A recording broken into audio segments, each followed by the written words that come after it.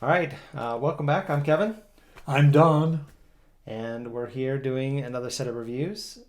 I like to read good books, but sometimes they're hard to find. And my dad here reads a lot of books, and so I found it's easier to just sift through all the books he reads and finds his tens and nines and choose one of those every once in a while. So the goal of this channel is to give you an opportunity to find a good book to read. Hopefully, you'll get something out of what we have to share, and you'll find a book that you want to read.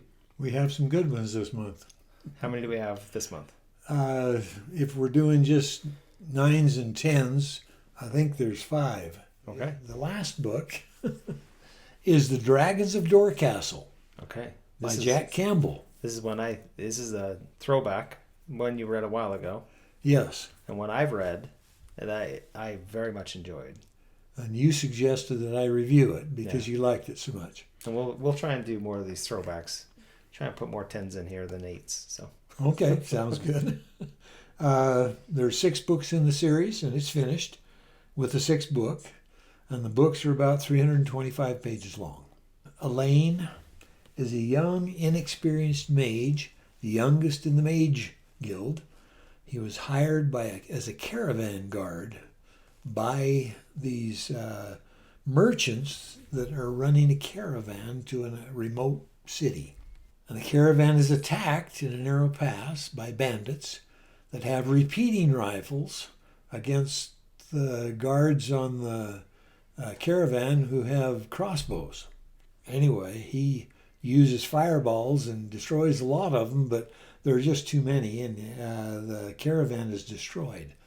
And he thinks he's the only one left, but he goes through the caravan looking for anyone alive as the people firing on him, the bandits, are making their way down.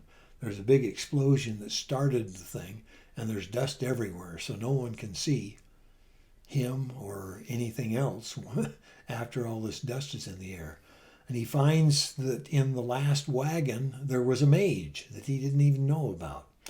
A young mage by the name of Marie, who has been enclosed. not mage, A young mechanic. mechanic by the name of Marie, who has been enclosed in this wagon hiding so that people wouldn't know she's there. He didn't know she was there. But he finds her, and I think he convinces her that he's still in charge because he's the guard. Work out together that they're going to escape together, and they crawl up the mountain toward where the firing was coming from. But the Mages Guild and the Mechanics Guild were the most powerful organizations on the world of Demeter, and they didn't get along with each other. In fact, it was so bad that they claimed that the things that the other guild could do were just fantasy and illusions and tricks and not real. The things that the fireballs he's supposed to throw are just illusions. They don't really do anything. And the rifles that she has and pistols are not just part of an illusion to the mages. And so they just don't believe in each other and they avoid each other completely. And now they're together and having to escape and then make it all the way to this city, avoiding all contact with the bandits. When they get to the city and report to their respective guilds, they find themselves in a great deal of trouble, reprimanded for being in the presence of someone of the opposite guild. That was the thing that they were most concerned about. Marie was given an assignment immediately to get her away because they knew that this mage came into town. And so she's given an assignment that is very dangerous and given no one to protect her. This is not normal. She ends up in trouble again, kidnapped, and Elaine saves her again. Then they save each other's lives a couple of times, getting out of the problem that they've gotten into, getting her out of the kidnapper's hands. The people who should have their interests most at heart, their guild leaders, seem to have some kind of a hostile attitude toward them that they don't understand, can't explain, but are trying to figure out. this is an action-packed adventure on the world of Demeter, where a budding forbidden romance is starting to happen. And there's a lot of mystery. There's a lot of unraveling of the plot piece by piece as you go through the series. You learn more and more about them. And they get closer and closer together as they have to fight their guilds, fight the world to accomplish the things that they're supposed to be doing, and doing it together.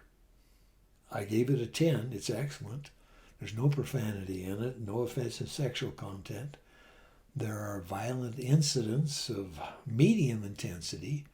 There's no blood and guts in it, but there's a lot of fighting and people that are killed. It's just not described really well. And I rated it for teens. And this one's interesting to me because it's not your traditional fantasy.